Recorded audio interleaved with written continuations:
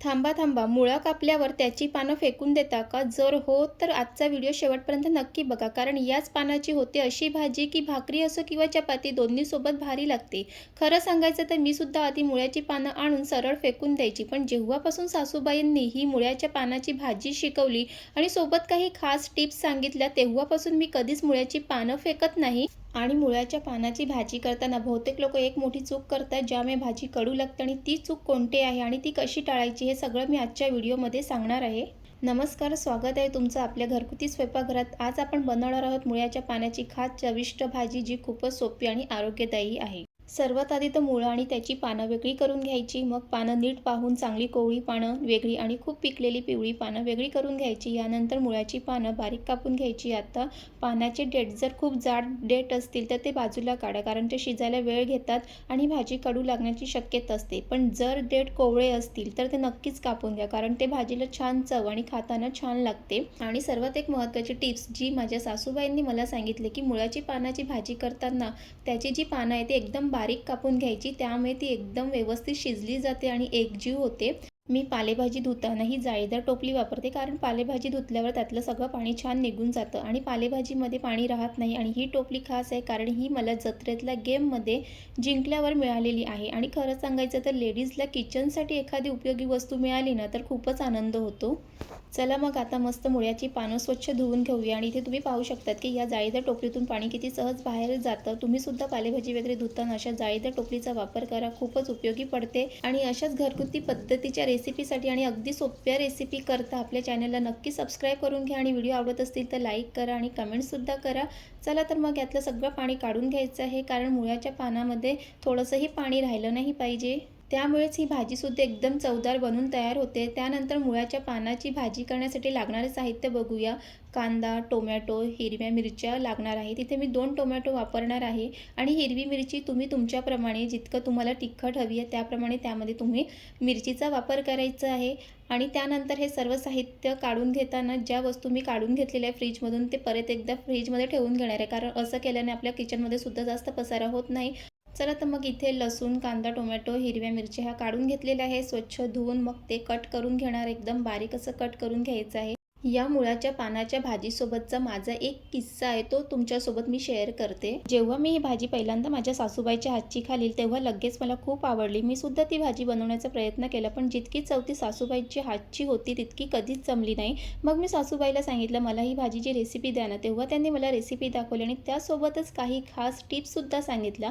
तेव्हापासून सासूबाईकडून शिकलेल्या पद्धतीनुसार मी मुळ्याच्या पानाची भाजी बनवते आणि ती अगदी चविष्ट बनून तयार होते. आणि तुम्ही सुद्धा तुमच्या सासूबाईकडून शिकलेली तुमची आवडती रेसिपी कोणती तर नक्की कमेंट्स करून सांगा. त्यानंतर इथे एक खास टिप्स ही आहे, की लसूण घालताना ते ठेचून घालायचं नाही, तर ते अशा पद्धतीने बारीक कट करून घालायचं. कारण पालेभाजीमध्ये जेव्हा तुम्ही बारीक कट करून लसूण घालतात ना, त्या भाजीला खाताना त्या लसणाचा खूप छान चव येतो. तुम्ही सुद्धा एकदा नक्की ट्राय करून बघा. जर तुम्ही अशाच पद्धतीने लसूण घालत असतील तर तेही मला कमेंट्समध्ये सांगा. आणि कधीही पालेभाजीमध्ये थोडंसं लसूण हा जास्तच घालायचं, त्यामुळे पालेभाजीला अजून छान चव येतो. आणि त्यानंतर इथे पाहू शकतात की कांदा, टोमॅटो, लसूण, मिरची हे सर्व मी इथे बारीक कट करून घेतलेले आहे. आणि त्यासोबतच इथे स्वच्छ धुवून घेतलेली ही पानंसुद्धा आहे, त्यातली पूर्ण पाणी निघून गेलेलं आहे. तर चला तर मग आता झटपट अशा रेसिपीला सुरुवात करूया. आणि रेसिपी सुरुवात करण्याच्या आधी एक महत्त्वाची टिप्स, की कधीही जेव्हाही तुम्ही पालेभाजी करणार असेल ना, तर अशी पसरट मोठी कढई किंवा पातेलं असं घ्यायचं. त्यामुळे ना पालेभाजी व्यवस्थित शिजली जाते आणि एकजीव होते. त्यानंतर गॅसवर कढई ठेवली. कढई व्यवस्थित गरम झाल्यानंतर तेल त्यामध्ये घातलं. तेल व्यवस्थित गरम करून घ्यायचं आणि त्यानंतरच त्यामध्ये जिरं घालायचं. आणि जिरं व्यवस्थित तडतडल्यानंतरच त्यामध्ये लसूण घालायचं आहे. इथे तुम्ही पाहू शकता की लसूण मी असं बारीक असं कट करून घेतलेलं आहे. आणि लसूण परतून घेताना एक महत्त्वाची टिप्स, की लसूण खरपूस होईपर्यंत त्याला परतून घ्यायचं आहे, कारण खरपूस परतून घेतलं की ते खाताना खूप छान चव येते. तर चला तर मग इथे व्यवस्थित लसूण परतून घेते. लसूण परतून झाल्यानंतर त्यामध्ये बारीक चिरून घेतलेला कांदा आणि त्यासोबतच त्यामध्ये हिरव्या मिरच्यासुद्धा त्यामध्ये घालून घेणार आहे आणि ते सुद्धा व्यवस्थित परतून घेणार आहे.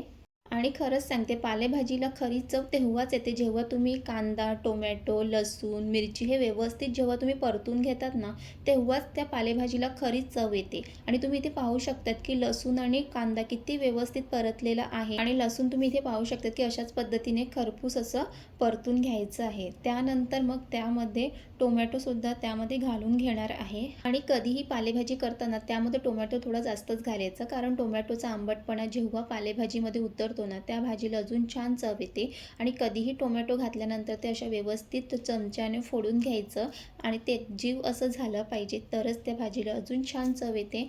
तर चला, तर मग तुम्ही आतापर्यंत आपल्या चॅनलला सबस्क्राईब केलं नसेल तर सबस्क्राईब करून घ्या आणि व्हिडिओ आवडत असतील तर लाईक करा, कमेंटसुद्धा करा.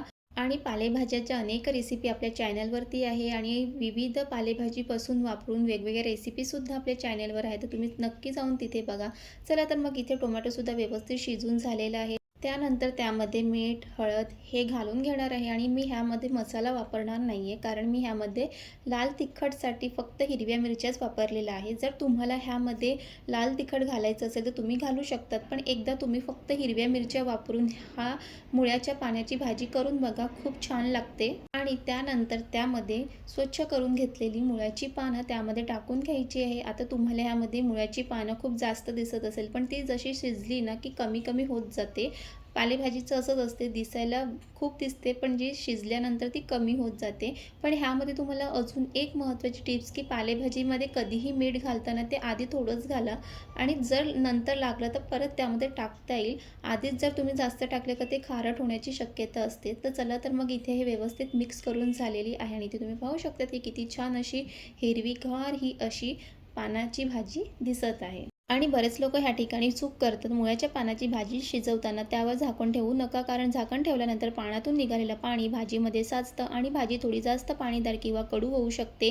झाकण न ठेवून शिजवल्यामुळे भाजीची नैसर्गिक हिरवळ तशीच राहते. ही खास टीप मला सासूबाईंकडून शिकायला मिळाली आणि त्यांनी सांगितलेल्या छोट्या मोठ्या गोष्टी लक्षात ठेवून मी ही भाजी बनवते.